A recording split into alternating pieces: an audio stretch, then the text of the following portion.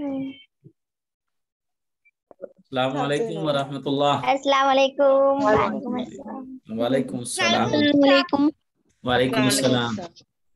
نے بولا السلام علیکم۔ وعلیکم السلام۔ اچھا یہ بتائیے گا کہ آپ لوگوں میں سے سب نے 40 حدیثیں زبانی یاد کر لی ہیں؟ جی مفتی صاحب میں نے یاد کر لی۔ ماشاء اللہ لائبہ بہن اور آپ لوگ جنہوں نے بھی یاد کر لی ہیں، دنیا کی عالمہ بنے نہ بنے لیکن اللہ تعالیٰ آخرت کا تو عالمہ بنا ہی دے گا، کیونکہ 40 حدیثوں میں کی فضیلت یہ ہے کہ جو زبانی یاد کر کے دوسروں تک پہنچائے گا اللہ تعالیٰ اس کو فقیہہ اور عالمہ بنا کر اٹھائے گا۔ اچھا تو اب کلاس شروع کر دی جائے، کیونکہ آپ کو پوچھنا بھی بہت ہوگا نا۔ جی چلیے، میں حدیثیں کب سنوں؟ ابھی سن لوں 40 یا کب سنوں؟ مفتی صاحب مجھے تو ابھی آج یاد نہیں، کیونکہ یاد نہیں کر پائی تھی میں نے کل پرسوں والے دن والی کلاس کی حدیث۔ میں نے بھی نہیں یاد کری ابھی۔ اچھا راقیہ پروین نے بھی یاد نہیں کیا؟ جی شادی میں گئے میرے گھر میں کچھ پرابلم چل رہی تھی نا، دادا انتقال کر گئے، ماموں انتقال کر گئے، اوہو، اللہ تعالیٰ ان کی اس قبر وجہ کو سے میری نور سے بہت بھر دے کلاس مس اور ہو ان کی گئی۔ بال بال مغفرت فرمائے۔ اچھا تو کون سنائیں گی؟ اسلام ماریہ سنائیں گی؟ جی میں بھی۔ اچھا سائمہ بھی سنائیں گی؟ ماشاء اللہ، سائمہ تو بہت زیادہ ایکٹیو ہیں اور اللہ تعالیٰ نے بہت ذہین بنایا۔ چلیں اچھا تو اور بھی کوئی کہیں گی؟ شکیلہ بیگم، ناہدہ تسنیم، سمیہ فاروق کیا کہہ رہی ہیں؟ جی ہم سنیں۔ آپ 40 یاد ہیں؟ 40 یاد، ہاں مطلب دوسرے یاد ہیں۔ ماشاء اللہ ماشاء اللہ، وہ یاد نہیں ہے جو میں نے کرائی تھی؟ وہ یاد ہے۔ اچھا ناہدہ تسنیم آپ کیا کہیں گی؟ جی میں 1-2 دن پکا کرنے کے لیے لوں گی، ابھی کچا پکا پہ ہے۔ اچھا ماشاء اللہ، چلیے تو پھر میں 2 دن بعد میرا بھی یہی حال ہے۔ چلیے 2 دن بعد میں انشاءاللہ سنتا ہوں نا۔ جی چلیے میں منڈے تک کا وقت دیجیے ہمیں بھی۔ جی چلیے کلاس شروع کرتے ہیں۔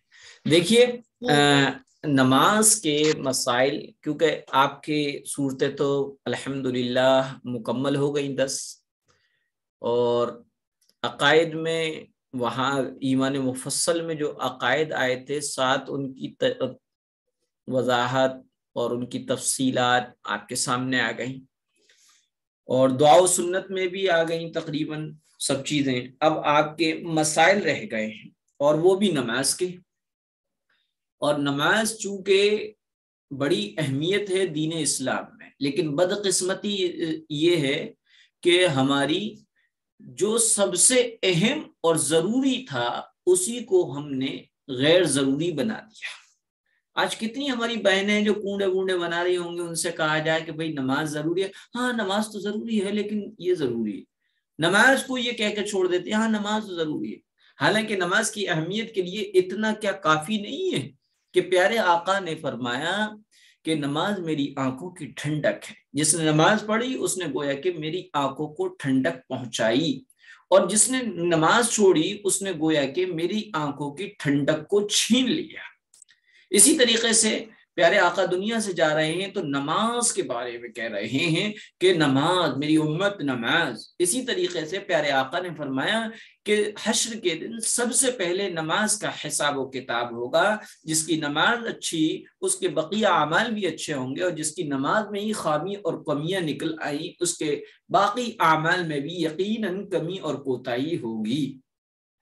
اسی طریقے سے پیارے آقا نے فرمایا مفتاح الجنتی الصلاۃ، جنت کی کنجی جو ہے وہ کیا نام ہے، نماز ہے۔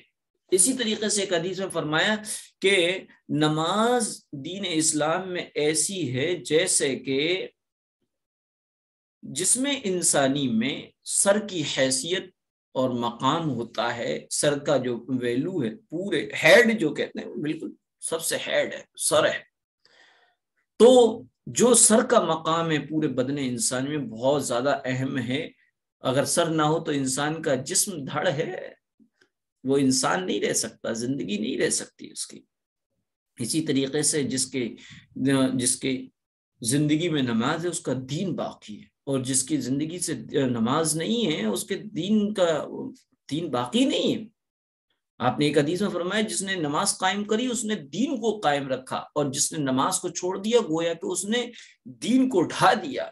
بہرحال نماز کے مسائل میں آپ کے سامنے نماز کے شرائط آئے، نماز کے ارکان اور فرائض آئے، نماز کے واجبات آئے، اور پھر یہ چیزیں آئیں کہ نماز کے واجبات میں سے کوئی واجب بھولے سے چھوٹ جائے، آگے پیچھے ہو جائے، اس کے ادا کرنے میں لیٹ ہو جائے، دیری ہو جائے، اسی طریقے سے کوئی فرض ڈبل ہو جائے، کوئی واجب چھوٹ جائے، تو ایسی صورت میں سجدہ سہو کرنا تھا۔ اور سجدہ سہو کیوں ہوتا ہے؟ کیونکہ پیارے آقا کی حدیث آپ نے سنی لی کہ نماز جب ہم پڑھتے ہیں تو ہمارا جو نفس ہے، شیطان، جو ہمیں جو ہے طرح طرح کے وسوسوں میں، خیالات میں لے کے چلا جاتا ہے، اور ہمیں یہ نہیں پتہ چلتا کہ ہم سے کیا غلطی ہو گئی۔ تو جب اس غلطی پر جب ہو تو سجدہ سہو کر لیں۔ تو سجدہ سہو کے مسائل آئے، آج ہمیں آپ کے سامنے سجدہ سہو کے کرنے کا طریقہ بتا رہا۔ سجدہ سہو کا طریقہ یہ ہے کہ نماز کے آخر میں قائد اخیرہ میں، بالکل قائد اخیرہ میں تشہد پڑھنے کے بعد، تشہد یعنی التحیات مکمل پڑھنے کے بعد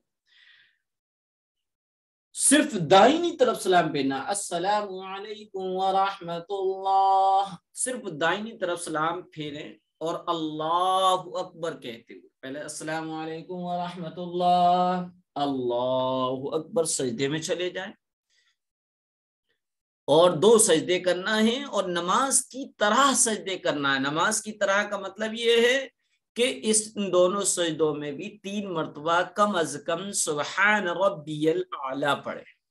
جب آپ دوسرا سجدہ کر کے بیٹھ جائے، دوسرے سجدے سے سر اٹھائے تو بیٹھ جائے، اور بیٹھنے کا وہی طریقہ کولے پر بیٹھیں گے اور اپنے پاؤں کو دائنی سائڈ دونوں پاؤں نکال دیں گے، اور پھر بیٹھ کے التحیات تشہد پڑھنا ہے، پھر درود شریف پڑھنا ہے، اور پھر اس کے بعد دعائے ماثورہ یعنی ربنا آتنا یا اللہم انی ظلمت نفسی، یہ دونوں پڑھ لیں، اور پھر اس کے بعد سلام پھیر دیں۔ اس سے آپ کی نماز مکمل ہو گئی۔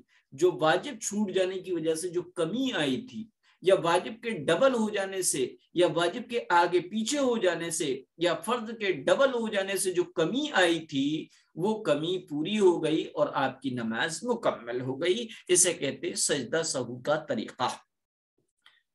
اگر کسی بہن نے التحیات کے بعد یعنی سجدہ سہو ان پہ واجب تھا، کوئی واجب چھوٹ گیا تھا، لیکن نماز کے بعد انہوں نے سلام پھیرے بغیر، سلام نہیں پھیرا دائیں طرف، ڈائریکٹ 2 سجدے کر لیا، تحیات پڑھنے کے بعد 2 سجدے کر لیے، تو بھی سجدہ سہو ہو گیا، نماز پوری ہو گئی۔ اور اس کی دوسری صورت یہ ہے کہ دوسرا مسئلہ یہ ہے کہ کسی نے اس پر سجدہ سہو واجب تھا اور دونوں طرف سلام پھیر دیا، ایک طرف پھیرنا تھا، دونوں طرف السلام علیکم ورحمۃ اللہ، السلام علیکم ورحمۃ اللہ، پھر اس کے بعد 2 سجدے کیے، سجدہ سہو یاد آ جانے کے بعد 2 سجدے کر لیے، اور پھر تحیات اور درود شریف پڑھ کر نماز مکمل کر لی، تو نماز درست ہو جائے گی۔ اسی طریقے سے اگر نماز میں ایک سے زیادہ واجب چھوٹ جائے، ایک سے زیادہ مرتبہ واجب کی ادائیگی میں لیٹ ہو جائے، یا ایک سے زائد مرتبہ واجب کو ڈبل پڑھ دیں، واجب کو ڈبل کر دیں، یا فرض کو ڈبل کر دیں، تب بھی تمام صورتوں میں ایک ہی سجدہ سہو کافی ہوگا۔ اب میں آپ کے سامنے، یہ تو سجدہ سہو کے مسائل ہو گئے، اب نماز کے اندر کچھ چیزیں ایسی ہوتی ہیں جن کے ہو جانے سے یا کر لینے سے نماز ٹوٹ جاتی ہے، ختم ہو جاتی ہے، جسے کہتے ہیں عربی میں مفسد، یعنی فاسد کہنا بیکار۔ مفسد وہ چیز جو نماز کو فاسد کر دیتی ہے، بیکار کر دیتی ہے، ختم کر دیتی ہے، توڑ دیتی ہے، اسے مفسد کہتے ہیں، اسی کی جمع ہے مفسدات نماز۔ تو مفسدات نماز ایسی چیزیں جن سے نماز ٹوٹ جاتی ہے، ختم ہو جاتی ہے، بیکار ہو جاتی ہے اور دوبارہ پڑھنا پڑتی ہے، وہ تقریباً 10 ہے۔ سب سے پہلی چیز نماز کی حالت میں بات کرنا، جان بوجھ کر ہو، بھول کر ہو، تھوڑی ہو یا زیادہ ہو، بعد کر لی تو آپ کی نماز ٹوٹ گئی. کیوں؟ کیونکہ تکبیر تحریمہ جب آپ نے کہا تھا اللہ اکبر، اور میں نے بتایا تکبیر تحریمہ کو تحریمہ اس لیے کہتے ہیں کہ جو چیز ہمارے لیے جائز تھی، حلال تھی، وہ یہ تکبیر کہنے کے بعد حرام ہو جاتی ہے. جیسے کہ بات چیت کرنا نارملی جائز تھا، لیکن جب ہم نے نماز کی نیت باندھ لی تو اب وہ منع ہو گیا. لیکن ہم نے نماز ہی کی حالت میں کسی نے پوچھا سائمہ کہاں ہو، تو سائمہ نماز پڑھا میں، یا اس طریقے سے اپنے احساس ہونے کا آپ نے جانے انجانے میں آپ نے بات کر لی. یا کسی نے کہا السلام علیکم، آپ نماز میں تھی، بے دھیانی میں وعلیکم السلام کہہ دیا. یا کسی نے کہا کسی کو چھینک آئی اور چھینک آنے پر اس نے سبحان اللہ پڑھا، آپ نے اس کی سبحان اللہ کو سن کر یرحمک اللہ کہہ دیا، تو آپ کی نماز ٹوٹ گئی. کیونکہ یہ بات کر لی آپ نے، چاہے اپنی لینگویج میں کی، چاہے عربک میں. عربک میں ایسا کلمہ منہ سے نکالا جس کے اندر جواب بننے کی صلاحیت ہے، جو کسی بات کا جواب بن سکتا ہے، اس سے بھی نماز فاسد ہو جائے گی. مثلا آپ نماز پڑھ رہی تھی، نائدہ تسنیم نماز پڑھ رہی تھی، ان کے گھر میں کسی نے خبر کری کہ فلاں کا انتقال ہو گیا. اب یہ نماز کے اندر ہی انا للہ و انا الیہ راجعون پڑھ لیں، اور تو یہ جو ہے جواب ہے، اور نماز فاسد ہو جائے گی. بہرحال پہلی چیز بات کرنا نماز کی حالت میں، چاہے جان بوجھ کر ہو، چاہے بھولے سے ہو، چاہے تھوڑا ہو، چاہے زیادہ ہو، نماز فاسد ہو جاتی ہے. دوسرا، نماز سے باہر والے کسی شخص کی دعا پر آمین کہنا. کوئی دعا مانگ رہا ہے، آپ نے آمین آمین کہہ دیا. یا یہ مان کے کر لو کہ کوئی نماز سے باہر الحمد شریف پڑھ رہا تھا، اور الحمد شریف کے ختم پر آمین آپ کا کہنا آپ کی عادت ہے، اور آپ کو معلوم بھی یہ سنت ہے، آمین کہنا چاہیے، لہذا آپ نے آمین کہہ دیا. آمین کہہ دیا تو ایسی صورت میں جو ہے آپ کی نماز چلی گئی. کیوں؟ کیونکہ نماز کے باہر والے شخص کی دعا پر آمین کا ہے، اس کا مطلب یہ کہ آپ نے بات کا جواب دیا ہے. اسی طرح تیسری چیز ہے، کسی درد میں یا تکلیف کی وجہ سے، کوئی آپ کو ٹینشن تھی، کسی نے ڈانٹ دیا تھا، کوئی نقصان ہو گیا تھا، نماز پڑھنے تو کھڑی ہو گئی، لیکن اس ٹینشن کی وجہ سے، درد کی وجہ سے، تکلیف کی وجہ سے آپ کر اس طریقے سے کر رہی ہیں، اور اس میں الفاظ نکل رہے، الفاظ اف نکل گیا، آہ نکل گیا، یا اوہ نکل گیا، تو ایسی صورت میں بھی نماز فاسد ہو جائے گی. قرآن شریف دیکھ کر پڑھنا، یہ فاسد مفسدات نماز، اس کو بہت غور سے سنیے، اور آپ کو کی ذمہ داری ہے کہ آپ دوسروں تک پہنچائیے. قرآن شریف دیکھ کر پڑھنے سے نماز فاسد ہو جاتی ہے. نماز کی حالت میں آپ اس طریقے سے سورہ فاتحہ 24 سورہ پکڑ کے کھڑی ہو جائیں، یا 16 سورہ پڑھ کے کھڑی ہو جائیں، اور پھر اس میں آپ پڑھیں، تو آپ کی نماز نہیں ہوئی ہے. اور یہ بہت ہوتا ہے.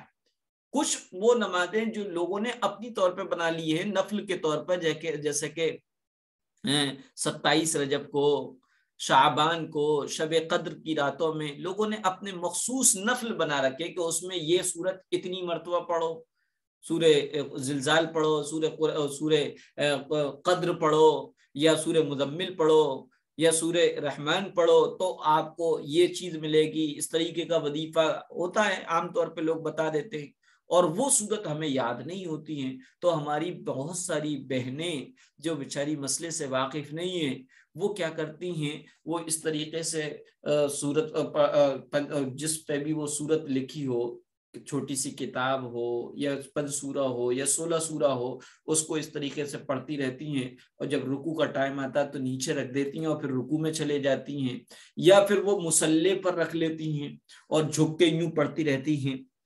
تو یاد رکھیے گا نماز فاسد ہو جائے گی، نماز ہوگی نہیں. تو لہذا نماز کی حالت میں قرآن شریف دیکھ کر پڑھنا، یہ جو ہے نماز کو فاسد کر دیتا ہے. یہی وجہ ہے کہ کسی نماز میں کوئی صورت فکس نہیں ہے کہ آپ کو یہ پڑھنی ہے. قرآن کریم نے کہا فَقْرَؤُوا مَا تَيَسَّرَ مِنَ الْقُرْآنِ، قرآن کریم میں جو آسان ہے وہ تم پڑھو. لہذا جو لوگ یہ کہتے ہیں کہ یہ سورت پڑھنا ضروری ہے جب ہی تہجد ہوگی یا نہیں ہوگی، یہ بالکل اپنی طرف سے قید لگانا ہے۔ تو بہرحال قرآن شریف میں دیکھ کر اگر نماز کی حالت میں پڑھا گیا تو نماز فاسد ہو جائے گی، نماز ٹوٹ جائے گی۔ قرآن مجید کے پڑھنے میں ایسی غلطی کرنا جس سے معنی خراب ہو جائے، اور یہ کیسے معلوم ہوگا؟ یا تو ہم قرآن شریف کے ترجمے سے واقف ہوں، باقاعدہ پوری عالمہ ہوں، یا ہم نے جو ہے قرآن کی تفسیر پڑھی ہو، یا ہمیں عربی آتی ہو تو ہمیں پتہ لگ جائے گا، اور جب پتہ لگ جائے گا تو نماز ہونا ہے۔ اور اگر ہمارے پاس قرآن کا ترجمہ نہیں معلوم، ہمیں عربی زبان نہیں آتی ہے، ہمیں پتہ ہی نہیں چلتا ہے کہ کہاں معنی خراب ہوئے کہاں صحیح ہوئے، تو ایسی صورت میں علماء سے پوچھا جائے۔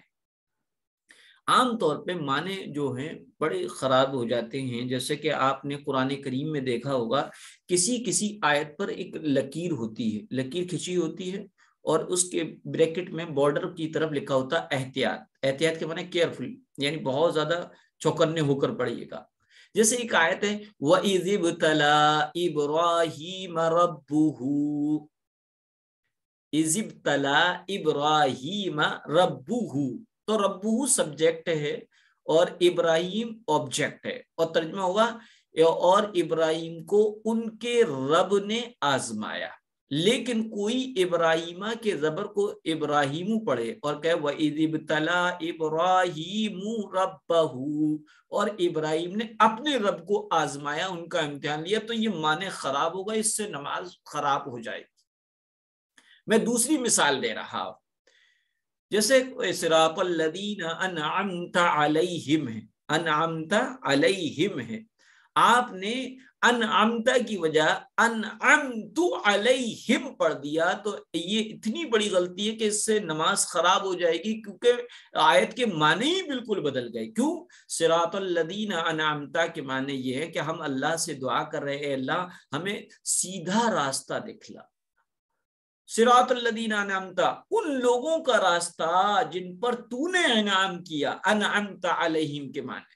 اور اگر ہم نے پڑھ دیا انعمت علیہم، مجھے ان لوگوں کا راستہ دکھا جن پر میں نے انعام کیا، اور میں بحیثیت بندی کمزور ہوں، ناتواں ہوں، میں کسی پر انعام کیا کر سکتی ہوں، لہذا معنی خراب ہو گئے، نماز چلی جائے۔ تو بہرحال کبھی ایسی قرآن کریم کے پڑھنے میں نماز میں غلطی ہو جائے، یعنی زبر کی جگہ زیر، زیر کی جگہ پیش، یا کچھ پڑھ لیا جائے، تو ایسی صورت میں یا تو ہم جو عربی گرامر سے واقف عالم ہو اس سے معلوم کرنا چاہیے، حافظ لوگوں سے بھی نہیں معلوم کرنا چاہیے، کیونکہ حافظ لوگ نہیں سمجھ پاتے کہ یہ غلطی نماز کو خراب کرنے والی ہے یا نہیں کرنے والی ہے۔ بہرحال کسی لفظ کے چھوٹ جانے پر یا کسی لفظ کے زیادہ کر دینے کی وجہ سے، یا کوئی صورت پڑھ لیتی لیکن بے دھیانی میں اس صورت کا تعلق دوسری صورت سے کر دیا، تو اب ایسی صورت میں یہ دیکھا جائے گا معنی خراب ہوئے یا نہیں ہوئے، تو اس لیے علماء سے پوچھنا ہی ہے آپ کو۔ بہرحال پانچویں چھٹی چیز ہے، نماز کی حالت میں کوئی ایسا کام کیا جس کو دیکھنے والا دیکھ کر یہ سمجھے کہ یہ نماز میں نہیں ہے۔ جیسے منتشا کوئی کام کر رہی ہیں نماز کی حالت میں، اور نماز سے اور دوسرے لوگ منتشا کو دیکھیں تو یہ سمجھے کہ منتشا نماز میں نہیں ہے، تو ایسے کام کرنے کی وجہ سے نماز کیا ہے، خراب ہو جائے گی، نماز ٹوٹ جائے گی۔ اس کو اردو کی اور کتابوں میں، مسئلے مسائل کی کتابوں میں لکھا ہے عمل کثیر۔ عمل کثیر، عمل کے معنی کام کیا آتے ہیں، اور کثیر کے معنی زیادہ کیا آتے ہیں، اور ایک ہوتا ہے قلیل، قلیل کے معنی کم آتے ہیں۔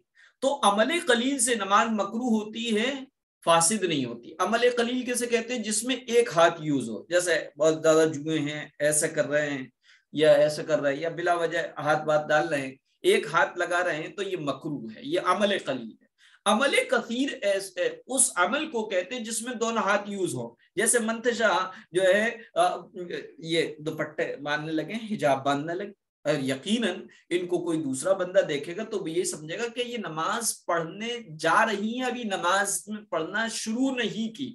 تو گویا کہ نماز کی حالت میں کوئی بھی ایسا کام کیا جس میں دونوں ہاتھ یوز ہو جائیں اور ایک رکن کے برابر یعنی ایک رکن میں 3 مرتبہ سبحان اللہ کہنے تک وہ کام کرتی رہے. جیسے کہ بہت تیزی سے کھجلی ہوئی، اب مطلب برداشت کرنا چاہیے، اور برداشت نہ ہو تو ایک ہاتھ سے وہ بھی رائٹ، حتیٰ کہ آپ کو جمائی آئے تو بھی ہاتھ جو ہے نماز کی حالت میں سیدھا رکھنا ہے، اور نماز سے باہر ہو تو الٹا ہاتھ منہ پہ رکھنا ہے. لیکن جو ہے آپ کو آنکھ میں کھجلی مچی تو ایک ہاتھ سے کر سکتے ہیں، لیکن آپ دونوں ہاتھوں سے اس طریقے سے کرنے لگی تو یہ عمل کثیر ہو گیا. اور یہ ایک رکن یعنی 3 مرتبہ سبحان اللہ کہنے کے ٹائمنگ میں آپ یہ عمل کرتی رہیں تو یہ عمل کثیر ہے اور یہ نماز کو فاسد کر رکھا.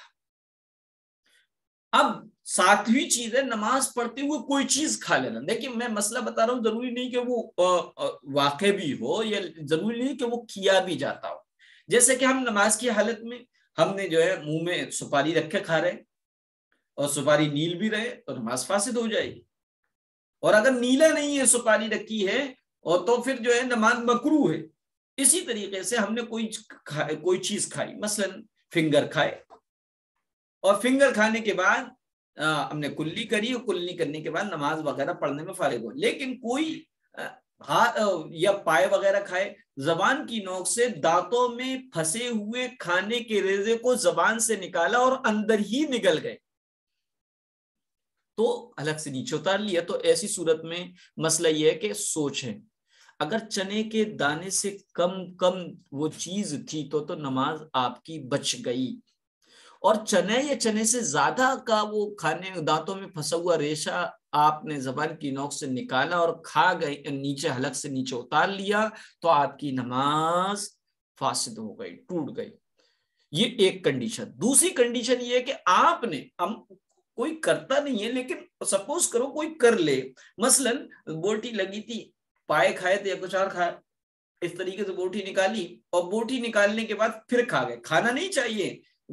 دانتوں کے درمیان جو کھانے کے ریشے ہو جائیں ان کو خلال سے نکالا جائے یا انگلی سے یا سیک وغیرہ سے نکالا جائے تو اس کو پھینک دینا چاہیے، دوبارہ نہیں کھانا چاہیے. کیونکہ وہ کھانا جو دانتوں میں پھنس جاتا ہے، جب اس کو نکالا جائے، خلال سے نکالا جائے یا سیک سے نکالا جائے یا انگلی سے نکالا جائے تو اس میں خون کی آمیزش ہوتی ہے، اور خون جو ہوتا ہے وہ ناپاک ہے اور حرام ہے. جو لوگ یہ کہتے ہیں کہ خون نکل جائے چوس لو، اور چوسنے کے بعد نہیں، چوسنا نہیں چاہیے اس کو. ہاں چوس لیا ہے تو باہر تھوک دینا چاہیے، اس کو نگلنا نہیں چاہیے، ناپاک ہوتا ہے خون. تو بہرحال آپ نے کھانا دانتوں کے ریشے سے نماز کی حالت میں آپ پڑھ رہی، نماز کی حالت نکالا، نکالنے کے بعد پھر کھا گئے، حالانکہ کوئی کرتا نہیں ہے لیکن کر لیا مان کے چلو. تو ایسی صورت میں دانتوں سے نکال کر ہاتھوں میں لے کر پھر حلق میں اتارنا، تو ایسی کنڈیشن میں چاہے وہ چنے سے کم ہو چاہے چنے سے زیادہ ہو، دونوں ہی صورتوں میں نماز فاسد ہو جائے گی. بہرحال نماز پڑھتے ہوئے کوئی چیز کھا لینے سے بھی نماز فاسد ہو جاتی ہے. 8واں مفسد ہے قبلے کی طرف سے بغیر کسی عذر کے سینہ پھر جانا. دیکھیے چہرہ پھر گیا، جیسا کہ ایک دم سے دھما ہوا تو چہرہ تو ادھر ادھر ہو جائے تو نماز باقی رہتی ہے، لیکن سینہ بغیر کسی پرابلم کے آپ کا قبلے سے پھر گیا تو آپ کی نماز چلی جائے گی، فاسد ہو جائے گی، ٹوٹ جائے گی. اسی طریقے سے ناپاک جگہ پر آپ نے سجدہ کرا یا پھر ناپاک جگہ پر نماز پڑھ لی. دیکھیے جگہ کا دو مطلب، یہ جگہ ہے، یہ جو ہے یہاں پر یہ ناپاکی ڈلی تھی، یہ گندگی تھی، لیکن میں نے اس پہ جانماز بچھا لی، پھر میں اس کے اوپر نماز پڑھ رہی ہوں تو نماز ہو جائے گی. کیونکہ جگہ سے پاک ہونے سے مراد یہ کہ میں جس کپڑے پر کھڑی ہوں وہ کپڑا پاک ہونا چاہیے. اس کے نیچے ناپاکی ہو تو چلے گی، لیکن ناپاکی اتنی گیلی نہ ہو کہ وہ جانماز کے اندر نیچے سے اوپر تک اس کا اثر آ جائے، ایسی نہیں ہونا چاہیے. بہرحال ایک یہ کہ میں نے جو نماز پڑھی وہ ناپاک جگہ پہ پڑھ لی تو پھر مجھے بعد میں پتہ چلا تو نماز آپ کی ٹوٹ گئی، نماز تو ختم ہو گئی، آپ دوبارہ سے نماز پڑھیے. یا نماز کی حالت میں آپ کا جو سجدہ ہوا ہے وہ سجدہ ناپاک جگہ پر ہوا تب بھی آپ کی نماز فاسد ہو جائے گی. نماز میں کوئی فرض چھوڑ دیا جائے، میں نے واجبات سجدہ سہو کے اصولوں میں بتایا تھا کہ نماز کا کوئی واجب بھی اگر آپ نے چھوڑ دیا بھول سے یا جان بوجھ کر جان بوجھ کر تو سمجھ میں آتا ہے نمازی نہیں ہوگی، بھول کر چھوٹ جانے سے، فرض کے بھول کر چھوٹ جانے. نماز کے فرض کتنے ہیں جنہیں ارکان نماز کہتے ہیں؟ 6. ارے قیام ہے، قرات ہے، رکوع ہے، دونوں سجدے ہیں، قائد اخیرہ میں بیٹھنا، تحیات کے بعد بقدر بیٹھنا ہے، اور نماز سلام پھیر کر باہر نکلنا ہے. یہ 6 تھے، ان کو شرائط نماز کہتے ہیں، یعنی فرائض نماز. ان میں سے کوئی ایک بھی چھوٹ گیا، بھول کر بھی چھوٹ گیا، تو نماز دہرانی پڑے گی. بہرحال یہ تو نماز کے مفسدات ہیں، ان کا بہت زیادہ خیال رکھیں. دوسری چیز ہے، اب میں آپ کو بتاؤں نماز کے ٹائمنگ، کیونکہ شرائط نماز میں سے ایک چیز جو تھی وہ 7 تھے نا، نمازی کے بدن کا پاک ہونا، کپڑوں کا پاک ہونا، سطر کا چھپانا، جگہ کا پاک ہونا، قبلے کی طرف منہ ہونا، نماز کا وقت ہونا اور نیت ہونا. یہ شرائط نماز میں سے وقت ہے. تو نماز کے اوقات کتنے ہیں؟ نماز کے اوقات نماز کون سے وقت میں ادا کی جائے، اور نماز کب ادا ہوتی ہے، کب قضا ہوتی ہے، اس کو سمجھنے کے لیے ہم یہ سمجھیں کہ دن رات میں 5 وقت کی نماز فرض ہے، جن کو 5 وقتہ نماز بھی کہتے ہیں. نام بھی آپ کو معلوم ہے، فجر ہے، ظہر ہے، عصر ہے، مغرب ہے، عشاء ہے. تو نماز ادا کرنے کی ایک شرط کیا تھی؟ وقت کا ہونا، وقت اس کے لیے مقرر ہو. کس نماز کے لیے کون سا وقت مقرر اور فکس ہے اور کمپلسری ہے یہ سمجھنا، اور اس وقت میں اسی نماز کو پڑھنا. یہ وقت سے پہلے نماز پڑھ لی تو نماز بالکل درست نہیں ہوگی، اور وقت کے بعد آپ نے نماز پڑھی تو نماز درست ہو جائے گی، لیکن وہ ادا نہیں رہے گی بلکہ قضا رہے گی. اس لیے نماز کے وقت کا ہونا، وقت کا جاننا بھی ضروری ہے، کون سی نماز کس وقت. آج کل جو ٹیکنالوجی ہے، ٹائمنگ اور گھڑی کے اعتبار سے بتایا جائے تو گھڑی کے اعتبار سے بھی نہیں بتایا جا سکتا، کیونکہ سال کے 12 مہینوں میں اور ہر موسم میں، سردی میں، گرمی میں ٹائمنگ چینج ہوتی رہتی ہے، تو ایک فکس ٹائم تو نہیں بتایا جا سکتا. اب میں جو وقت بتا رہا ہوں یہ اس وقت کے بتا رہا ہوں جب گھڑیاں نہیں تھیں. تو اس وقت میں سے سمجھ لیے گا کہ نماز فجر ہے. سب سے پہلے نماز فجر کا وقت جو ہے وہ صبح صادق سے سورج نکلنے تک ہے. صبح صادق کیسے کہتے ہیں؟ صادق کے معنی سچے کیا؟ صبح ریئل مارننگ سے سن رائز تک فجر کا وقت ہے. ریئل مارننگ سے اسٹارٹ ہوگا سورج ڈوبنے تک، طلوع آفتاب تک، یعنی سن رائز، سورج نکلنے تک کا درمیان جو وقت ہے وہ فجر کا وقت ہے. اب صبح صادق کیا ہے تو سمجھ لیجئے گا. صبح صادق اس ٹائم کو کہتے ہیں جس ٹائم پر روشنی ہوتی ہے. بالکل ایک روشنی اور ہوتی ہے، اور یہ ہم لوگوں کے ساتھ، سب کے ساتھ پیش آیا ہوا معاملہ.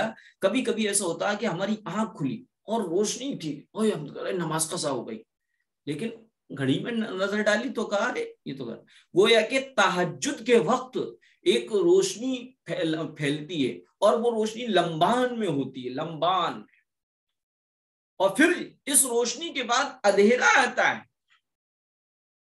تو یہ جو روشنی ہے، جس روشنی کے بعد اندھیرا پھیل جاتا ہے، اس کو صبح کاذب کہتے ہیں، جھوٹی صبح. اور پھر اس روشنی کے بعد اندھیری، اور اندھیری کے بعد جو روشنی آتی ہے اسے صبح صادق کہتے ہیں.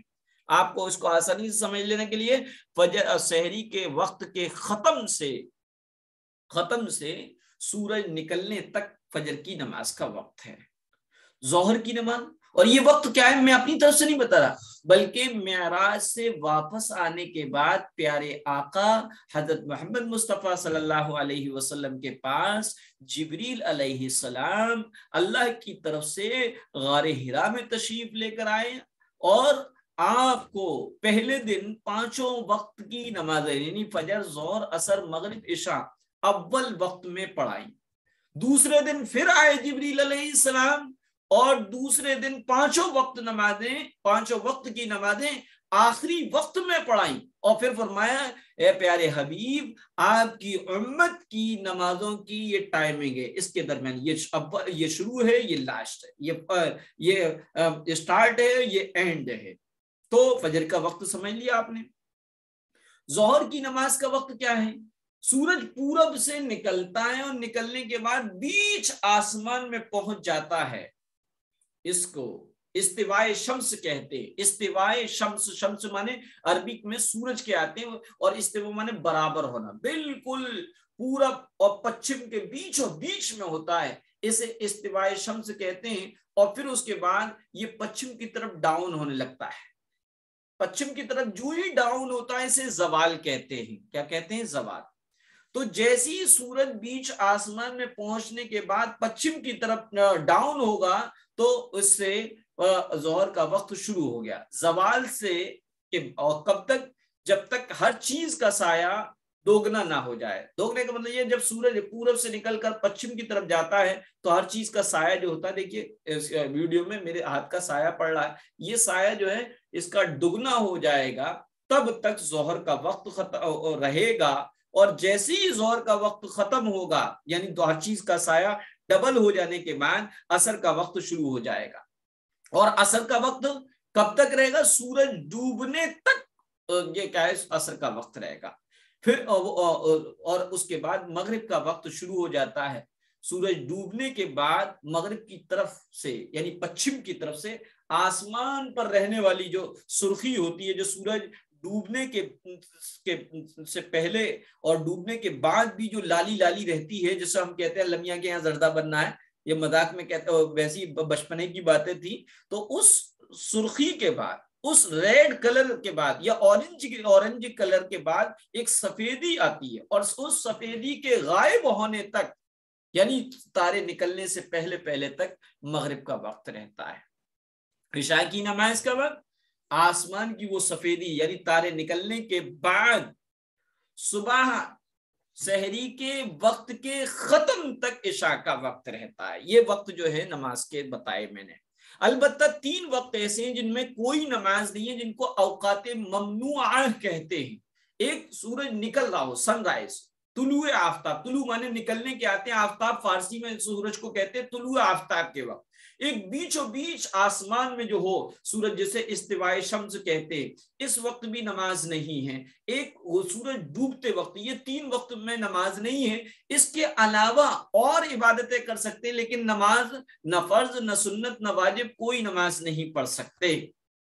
یہ اس کا ریزن کیا ہے؟ پیارے آقا نے اس کا ریزن بتایا کہ شیطان سورج کے ساتھ نکلتا ہے، اور جو لوگ سورج کو دیوتا سمجھتے ہیں، سورج دیوتا سمجھ کر اس کی پوجا کرتے ہیں، پوجا پاٹ کرتے ہیں، تو وہ ان سے خوش ہوتا ہے۔ اور پیارے آقا نے دوسروں کے طریقے کو پسند نہیں کیا، بلکہ ہمیں اسلام کے ماننے والوں کو اپنی تہذیب، اپنا کلچر دیا ہے۔ لیکن بدقسمتی یہ ہے کہ اسلام کے ماننے والے اپنی تہذیب اور کلچر کو چھوڑ کر دوسروں کی تہذیب اور کلچر کو اپنا رہے ہیں، اور دوسرے لوگ اسلام کے کلچر کو اپنا رہے ہیں اور اس کے فائدے بھی دیکھ رہے ہیں۔ بہرحال یہ 3 وقت تو اوقات ممنوعہ، اس میں کوئی نماز نہیں ہے، چاہے فرض ہو، چاہے سنت ہو، چاہے واجب۔ 2 وقت اوقات مکروہ ہیں، وہ کون سے ہیں؟ جن میں نفل نماز نہیں ہے، سنت اور نفل نماز نہیں ہے۔ وہ کون سے ہیں؟ وہ 2 وقت ہیں۔ ایک فجر کی نماز کا وقت اسٹارٹ ہونے کے بعد سے سورج نکلنے تک فجر کی 2 سنتیں موقدہ کے علاوہ کوئی اور سنت اور نفل نماز نہیں پڑھ سکتے۔ ہاں فرض قضا پڑھ سکتے ہیں، قضا عمری وغیرہ۔ دوسرا، عصر کی نماز کا وقت شروع ہو جانے سے، یعنی ہر چیز کا سایہ جب 2 دگنا ہو جائے، ڈبل ہو جائے، اور سورج ڈوبنے تک عصر کی 4 رکعت سنت غیر موقدہ کے علاوہ کوئی نفل نماز نہیں ہے۔ انہیں اوقات مکروہہ کہتے ہیں۔ یہ سمجھ لیا آپ نے۔ اب ہم آتے ہیں معاشرت میں۔ معاشرت میں میں نے بتایا کہ اللہ تبارک و تعالی نے قرآن کریم میں فرمایا اللہ تعبدوا الا ایاہ وبالوالدین احسانا، کہ والدین کے ساتھ اچھا سلوک کرنا، ان کا ادب کرنا، احترام کرنا، خدمت کرنا۔ والدین ہماری 2 آنکھوں کی طرح ہے۔ میں اس لیے یہ بات بتا رہا ہوں کہ عام طور پہ ہم سے کوتاہی ہوتی ہے کہ ہم صرف ماں کے ادب تو کر لیتے ہیں، باپ کی عظمت میں کوتاہی ہو جاتی ہے، حالانکہ حدیث سے دونوں ہیں۔ آپ نے فرمایا الجنت تحت اقدام الامہات، جنت ماؤں کے قدموں کے نیچے۔ فہیں پر آپ کو میں نے ایک حدیث پڑھائی تھی، رضا الرب فی رضا الوالد، اللہ کی خوشی والد کی خوشی میں۔ آپ نے فرمایا والدہ کا جنت کا نار کا، تمہارے والدین تمہارے پیرنٹس تمہارے لیے جنت ہے یا دوزخ ہے، یعنی تم اگر ان کے ادب و احترام خدمت کرو، ان کے دل کو خوش کرو تو وہ تمہارے جنت میں جانے کا ذریعہ ہے، اور اگر تم ان کو دل دکھاؤ، ان کی بے عزتی کرو، ان کو پریشان کرو، ان کی بے ادبی کرو تو یہ تمہارے دوزخ میں جانے کا ذریعہ ہے۔ تو گویا کہ ماں باپ ہمارے لیے ان دو آنکھوں کی طرح ہے۔ اگر آپ لوگوں سے پوچھا جائے یا مجھ سے کوئی پوچھے کہ ان دو آنکھوں میں سے آپ کو کون سی پیاری ہے، کون سی محبوب ہے، کون سی عزیز ہے، یا آپ ان دونوں آنکھوں میں سے کون سی پھڑوانا پسند کرو گے، تو میرا جواب ہوگا بھائی میری دونوں آنکھیں مجھے پسند ہیں، مجھے محبوب ہیں، اور میں دونوں میں سے کسی کو نہیں پھڑواؤں گا بلکہ میں دونوں کی حفاظت کروں گا۔ تو ہمارے ماں باپ بھی سیم ایسے ہی، لہذا ہمیں کوشش یہ کرنا چاہیے کہ دونوں کے ادب و احترام کریں۔ ہم میں سے ماں کے سلسلے میں تو کوتاہی نہیں ہوتی، لیکن والد کے سلسلے میں بڑی کوتاہیاں کر دیتے ہیں۔ ایک حدیث میں رسول اللہ صلی اللہ علیہ وسلم نے فرمایا کہ دیکھو ماں باپ کو ایک محبت کی نگاہ سے دیکھنا ایک مقبول حج کا ثواب رکھتی ہے۔ مقبول حج کا ثواب، مقبول حج اسے کہتے ہیں جو اللہ کی بارگاہ میں قبول ہو چکا ہو۔ دنیا والے 3 لاکھ 5 لاکھ روپے خرچ کر کے حج کرنے جاتے ہیں، لیکن اس حج اور عمرے کی کوئی گارنٹی نہیں ہے کہ اللہ کی بارگاہ میں وہ قبول ہوا یا نہیں ہوا۔ لیکن ماں باپ کو محبت کی نگاہ سے دیکھنا، اس پر اللہ ایک حج مقبول کا ثواب دیتا ہے۔ صحابہ نے پوچھا کہ اگر کوئی 100 مرتبہ اپنے ماں باپ کو محبت کی نگاہ سے دیکھے تو کیا اس کو 100 مرتبہ حج مقبول کا ثواب ملے گا؟ اللہ کے رسول نے فرمایا ہاں، ہر مرتبہ اس کو حج مقبول کا ثواب ملے گا۔ ہم لوگوں کو چاہیے کہ ماں باپ کو محبت کی نگاہ سے دیکھیں، کبھی ان کی بے ادبی نہ کریں، کبھی ان سے برا سلوک نہ کریں، جب کبھی ہو جائے غصے میں تو فوراً ان سے معافی مانگ لیں۔ جی اب آپ کا وقت یہ شروع ہوتا ہے کہ آپ کچھ